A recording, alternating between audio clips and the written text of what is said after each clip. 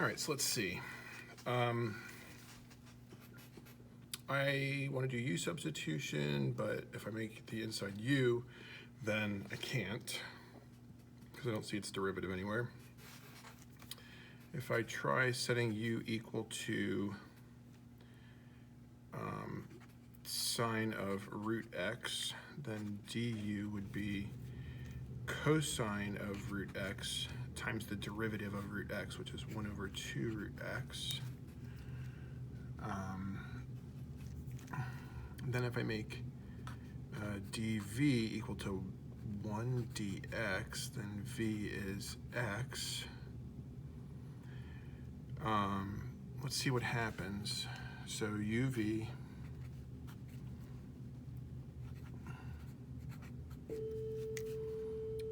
minus v du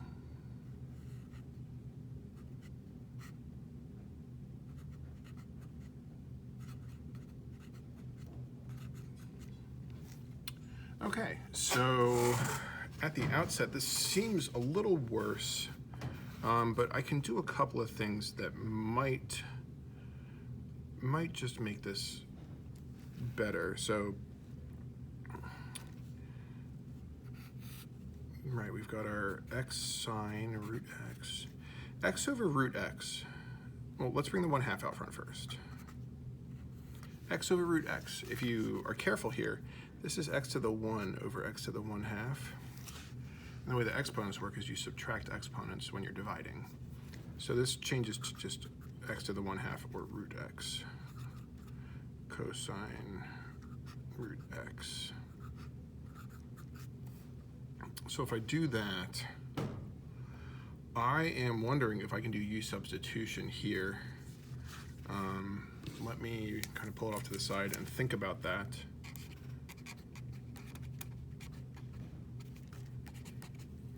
So if I set u equal to root x, then du is equal to 1 over 2 root x dx. Ooh. So 2 root x du is equal to dx, which means I could rewrite this as root x cosine u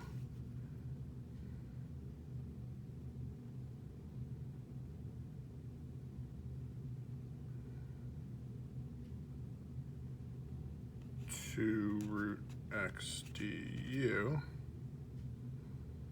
Bring the 2 out front, get x cosine u du.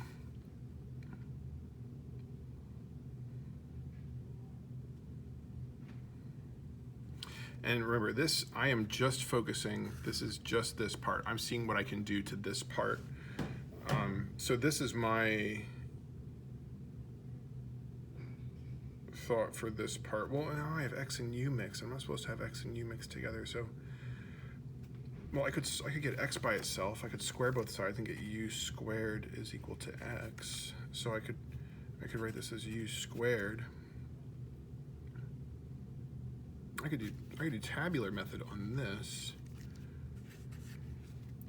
I'm going to try a different method after I finish this, but I think I could do, if I do tabular method here, get my u's, so u squared 2u, 2, and then 0, and then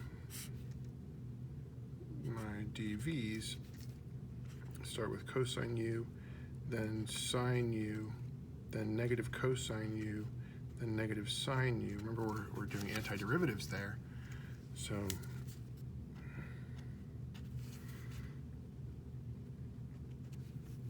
could rewrite this as, so plus minus plus u squared sine u plus 2u cosine u minus 2 sine u. Remember that u was equal to the square root of x. So square root of x squared sine root x plus 2 root x cosine root x minus 2 sine root x. Okay. So that is what I got for that. Then put a 2 on each of them. 2, that's 4, that's 4.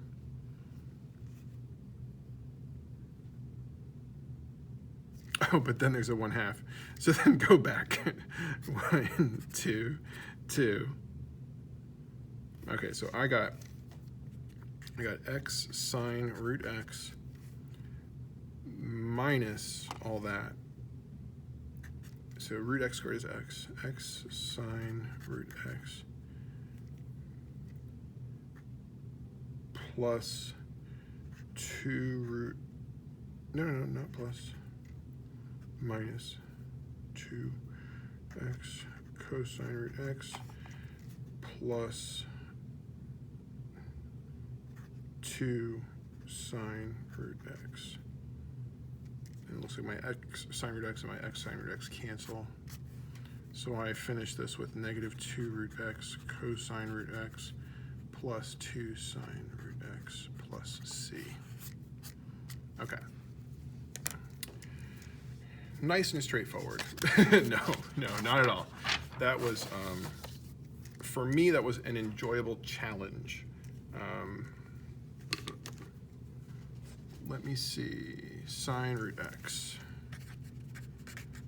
I want to see if Stu does anything more clever than that to solve this, because problems like this have the potential, like, I did a very brute force kind of method getting through that.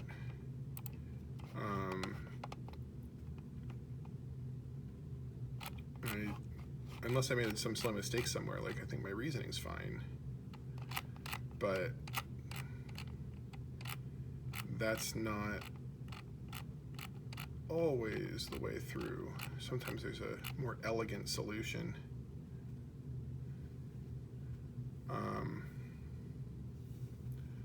So what does he do? He got the same answer as me. It looks like he did it in less steps, though.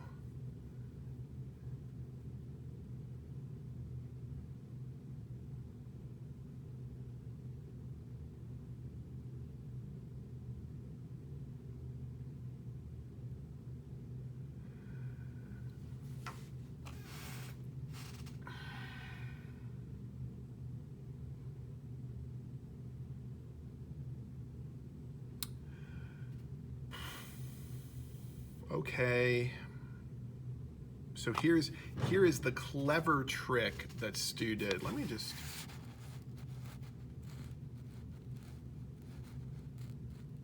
yeah, so he does his in 2 steps. So here is his crack at this. He takes sine root x dx, and his clever trick is he multiplies this by 1.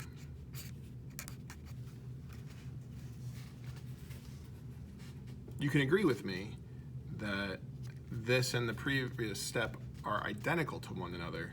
This one just looks worse. But check this out. This is now saying root x times sine of root x all divided by root x. So we could say u is equal to root x, right? So then our du is the derivative of that, 1 over 2 root x dx. If I said dv was equal to sine root x over root x dx, you might say that's really bad. But if we do u substitution with this, and say root x is equal to u, then du is equal to 1 over 2 root x dx.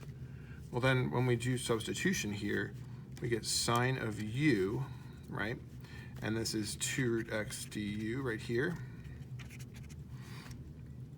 So sine of u, and then dx turns into 2 root x du. It's all over root x. Now dv, or sorry, v is equal to 2 sine of u, and u was root x, so 2 sine root x.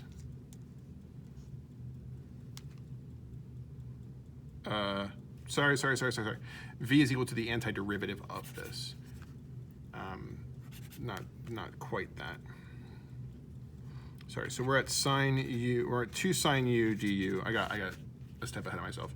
So when we take that integral, then we get what? Negative 2 cosine u, which is negative 2 cosine root x. So now I can plug this into my formula and get negative 2 root x cosine root x minus, but it's already negative, so plus the integral 2 out front cosine root x over 2 root x dx. 2's can cancel here. We get cosine root x over root x dx. Very, very similar to what happened over here. And we can write this as plus 2 sine root x plus c. So this method to the solution, much more elegant than what I did. But I did not see that. I didn't see that. I saw something else. I went in a different direction. I wound up with the same answer. I'm really happy that I didn't make really bad mistakes and go off the rails with that one. So for what it's worth, that's that example. But if 13 didn't click for you, hopefully 9 through 12 worked, and the tabular method is something that you like now. And yeah, all right. So now you should be able to finish the rest of the homework, and we'll talk about it in class next time. Bye.